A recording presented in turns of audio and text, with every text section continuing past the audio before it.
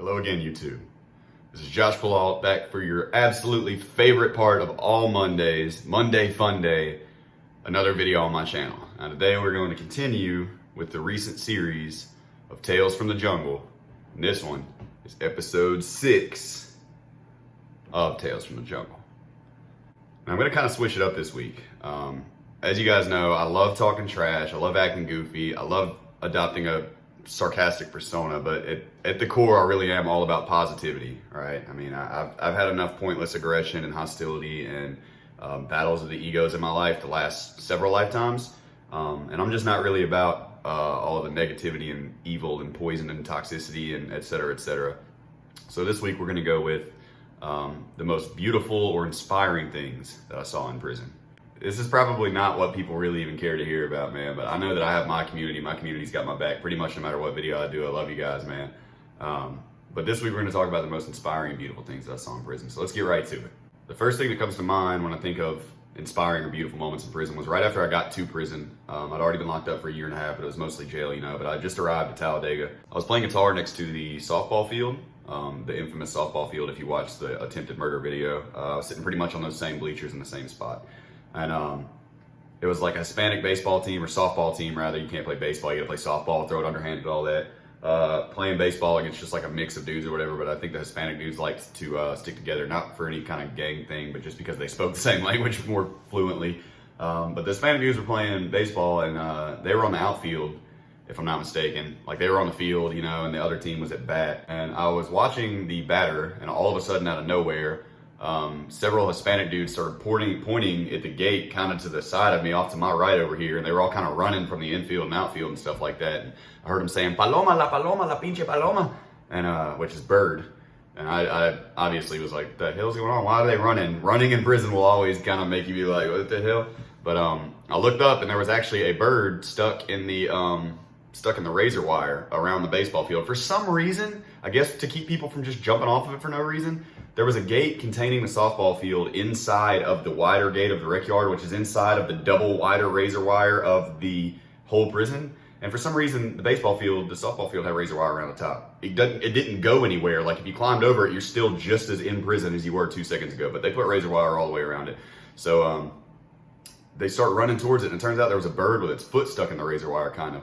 And I'm talking about, man, these Hispanic dudes got over there, and they human pyramided up, like, I mean, the gate is at least, it's taller than this room. I mean, the damn thing had to be 11, 12 foot tall fence. And these dudes human pyramided and climbed up each other and started boosting each other up to the top and all that stuff, man. And they got this little tiny itty bitty short, El Corto, this little short Hispanic dude, got all the way to the top, and he reached up and he could barely get to it. And the bird just didn't even try to fight him or peck him or anything. It just looked at him, and he pulled apart the razor wire so gently, and he stuck his finger in there and pushed the bird's foot down out of it where it had gotten stuck, and the bird just flew off, and everybody started cheering and clapping, man. It was awesome, dude. Like, everybody just banded together all of a sudden to run over there and get this bird out, and everybody was watching and invested in it, and it made me really happy, man. I had not been there for very long, but it was very inspiring to somebody who had just gotten there and was pretty disgusted with the utter lack of humanity that existed around me at all times. The second thing that comes to mind is the cat. There was this feral ass cat at Talladega that lived on the grounds, and this thing had kittens probably 3 or 4 times while I was there, and every single time that it had kittens, the whole prison would take care of it. Everybody would buy tuna off of the commissary. They'd come out there and dump all the tuna right at this little gutter junction where they lived, because there's these massive sewer systems that go all through the prison. They're not quite big enough for a human to get through, of course, but cats and kittens have no problem. Everybody would buy tuna and mackerel off the commissary, and they'd dump it out for the cat. Everybody hand trained them, even though the feral mom would kind of trip. If you got close, she'd run off and leave her kittens. So we'd go pick up the little kittens and we'd pet them. And one of the cats actually got really, really big. And it was kind of colloquially known as Gizmo. Some people called it, named it after one of the inmates that really liked to take care of it. It was pretty funny. But like, man, I saw a dude get his ass beat one time for poking the kittens with his cane. He had a cane. And I mean, he was just poking the hell out of him for no reason. I guess he hated cats or something like that. And I prefer dogs. Dogs are my favorite animal on the planet Earth, but I like cats. I like all animals. I'll still play the hell out of a nice cat. I like sweet cats, you know? So, I wasn't surprised when that dude got beat up. But gradually they would pretty much all die, not by the inmates' hands, but because the cat would leave them in these sewer junctions, like I said. And pretty much every time we had a heavy rain, most of the kittens would drown, and it was really sad. But if they survived to get old enough to get out of there themselves, then they would make it. And we had that one Gizmo that lived to be older. I think it was named after the gremlin, Gizmo. And I remember, man, Gizmo used to like to climb the damn gates, man. It was crazy. Like, he could go through them, no problem, but he used to like to climb up the damn gates, man. And he got up in some razor wire on the rec yard one time and gashed his leg open real bad, man. And everybody was real worried, and it got infected, man. And Gizmo wasn't walking hardly. He was just curled up on the ground. And so everybody went to this CO that was notoriously bad. I mean, easily one of the most terrible COs that I ever met in my entire life. Let's just call her, and I said her, Rambo. That's what she went by. But it's a nickname, so. We actually I wasn't there when they did it, but everybody went to her and talked about it, and she ended up bringing the cat out, and they went to a vet, and the cat survived. The cat got stitched up, and she kept it, but we had to sacrifice it to save her life, you know. Like, nobody was happy about the cat leaving, but everybody was happy about the cat surviving, so she got stuck in the razor wire. But seeing people interact with those kittens and how happy they would get when they learned that the cat was pregnant, and how much inmates would go out of their way to go pick up the cats or bring them food or snuggle with them and stuff like that, or open the cartons of milk from the cafeteria and set them on the ground for the cats, it was really, really beautiful thing, man. Everybody wanted pets. I had a pet praying mantis for a while. And you guys that had snakes, mice, you pretty much keep whatever pet you can to kind of make yourself feel a little more comfortable, you know. Last but not least, okay, what am I going to nickname this CO? We're going to call him Dash, Officer Dash. I was actually not in the unit where this happened, but still hearing about it was a beautiful thing to me, and he confirmed it when he worked our unit later on. All the details that everybody talked about were exactly true. So at around 4 o'clock every day, they lock everybody down to do the count. You got to get counted like cattle, like 2 or 3 times a day, an extra time on weekends and holidays. But they lock everybody in the cells, and they count you. You all got to stand up in your cell, and they come through and they count. It takes about like an hour, 45 minutes to an hour for the whole process. Well, there was a CO at another unit, the next one over, Sigma B, and his name was Dash. And he was relatively laid back. He was the kind of guy that would, you know, I mean, he'd send you to the shoe if he saw you doing something, but as long as you were careful, he wasn't something to worry about, really. He was kind of laid back, kind of a dick, kind of laid back.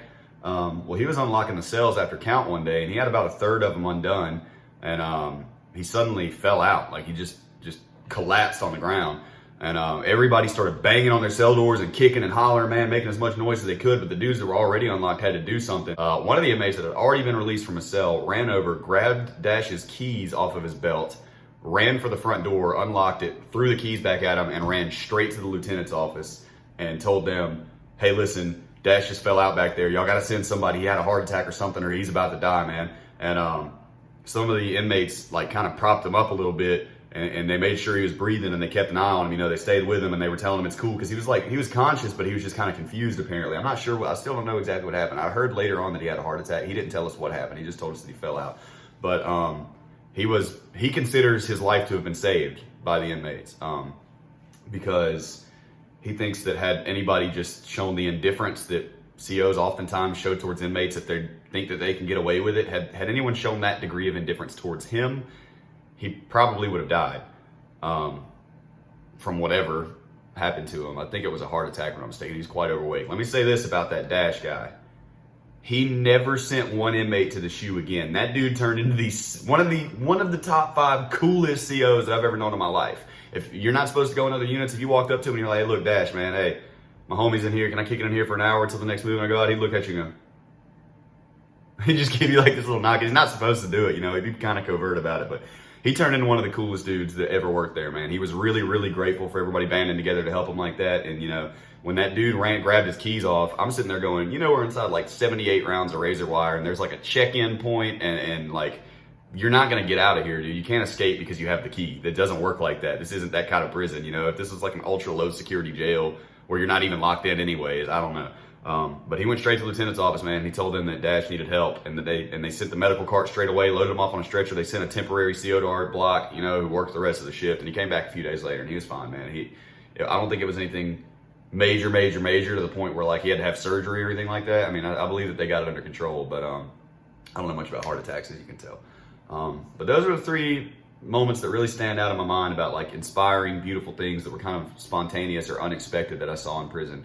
So I hope this brings a little positivity to your day, man. I'm not all about the craziness. I'm actually running late to go get some pictures taken with my wife, like maternity photos. So I'm gonna go ahead and wrap this up instead of plugging the usual stuff. My Twitch is right here on the screen. The links are in the description. Thank you for all the support, you guys. I absolutely love the hell out of every single one of you. Monday upload was today. Every single Monday I'm uploading, you already know.